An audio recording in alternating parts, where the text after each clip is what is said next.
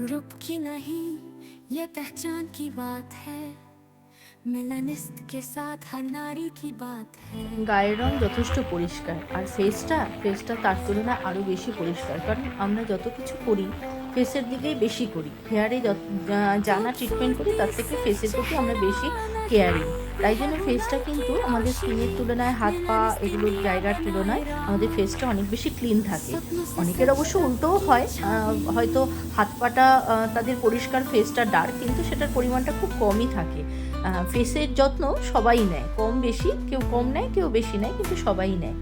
তা এই যে আমার ক্লায়েন্টটি দেখতে পাচ্ছেন, এই ক্লায়েন্টটির ফেসে যথেষ্ট গ্লো করছে, মানে যথেষ্ট পরিষ্কার তার গায়ের রঙটা, কিন্তু তা সত্ত্বেও তার ফেসে না কিছু ওপেন পোর্স রয়েছে, এবং ওপেন পোর্স থেকে অয়েল সিক্রেশন হয়ে এবং তাকে প্রতিনিয়ত বাইরে বেরোতে হয়। বাইরে বেরিয়ে সেই রোদের তাপটা লাগার ফলে স্কিনে প্রচণ্ড ট্যান পড়ে রয়েছে, এবং ট্যানটা এতটাই পরিমাণ পড়ে রয়েছে সেটা তো দেখে বোঝাই যাচ্ছে। বোঝা যাওয়ার কারণ আরেকটা হলো একটু হেলদি।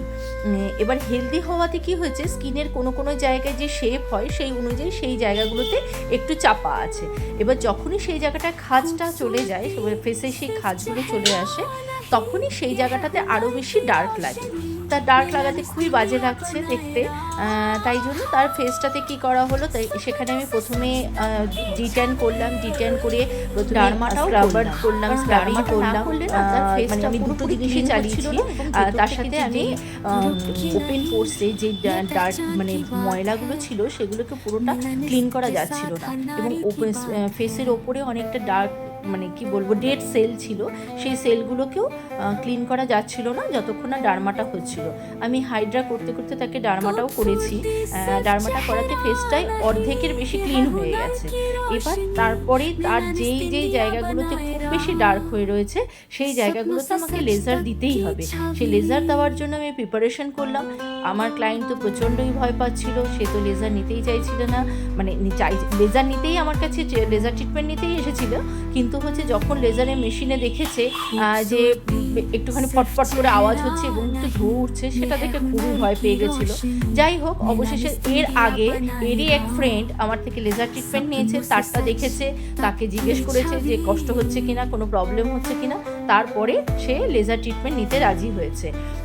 কারণ আমি সে যখন ভয় পাচ্ছিল আমি লেজারটা দিতে চাইছিলাম না, আমি যে ভয় পাচ্ছি যখন তখন দরকার নেই, কিন্তু দেখলাম স্কিনটার যা পরিস্থিতি, মানে হাইড্রা ফেশিয়ালটা দেওয়ার পরেও দেখলাম স্কিনটা যে পরিমাণ গ্লো করা উচিত নিলাম, যে পরিমাণ ট্যানটা রিমুভ হওয়া উচিত সেই পরিমাণ ট্যানটা রিমুভ হয়। আগে কার্বনটাকে ভালো করে লাগিয়ে নিলাম, এটা কিন্তু খুব জরুরি। কার্বনটা লাগানোটার প্রসেসটা ভালো করে যদি না হয়, ঠিক প্রসেসে যদি কার্বনটা লাগানো না হয়, তাহলে কিন্তু কার্বন ফেশিয়াল একেবারেই ভালো হয় না।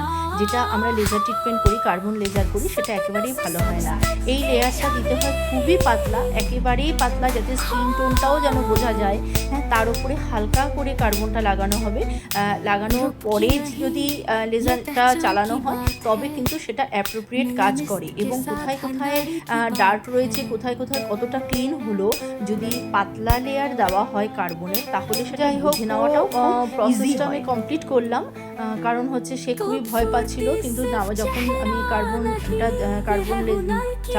কার্বনটা লাগিয়ে যখন আমি মেশিনটা ইউজ করলাম, লেজারটা যখন শুরু করলাম, তখন কিন্তু সে বুঝতে পেরে গেল যে সেটাতে আমার এমন কিছু প্রবলেম হবে না। তারপরে ফেস থেকে যখন আমি কার্বনটা রিমুভ করলাম, যখন আমি ওটাকে পুছিয়ে দিলাম, দেওয়ার পর সে জাস্ট দেখে অবাক হয়ে গেল যে তার স্কিনটা কতটা গ্লো করছে এবং ট্যানটা প্রায় 80% উঠে গেছে।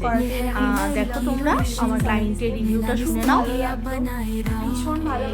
এখানে অনেক প্যাচেস ছিল, হ্যাঁ, যেটা একবারে অনেকটা ক্লিয়ার হয়েছে, কিন্তু 100% হয়নি, এখন একটু আছে, এখন একবার দুবার নিলে ওর বাকিটা কিওর হয়ে যায়।